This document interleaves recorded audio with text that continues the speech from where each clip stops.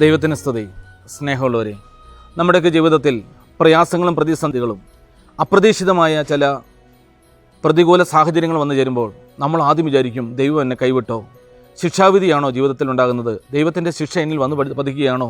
പലരും ഇതിനെക്കുറിച്ച് ഭാരപ്പെടും. പിന്നെ നമ്മുടെ ഉള്ളിൽ കുറ്റബോധങ്ങൾ നിറയുന്നു, പ്രയാസങ്ങൾ നിറയുന്നു. ധ്യാനകേന്ദ്രങ്ങൾ വഴി അല്ലെങ്കിൽ പല സ്ഥലങ്ങളിലൂടെ നമ്മൾ നെട്ടോട്ടം ഓടുകയാണ്. ഈ ശിക്ഷയിൽ നിന്ന് എങ്ങനെ രക്ഷപ്പെടാം, എങ്ങനെ ഇതിൽ നിന്നെല്ലാം കരകയറാം? പ്രിയപ്പെട്ടവരെ, പൗലോസ് അപ്പോസ്തലൻ നമ്മളെ പഠിപ്പിക്കുകയാണ്. റോമാലേഖനം 8-ാം അധ്യായം 1-ാം തിരുവചനം.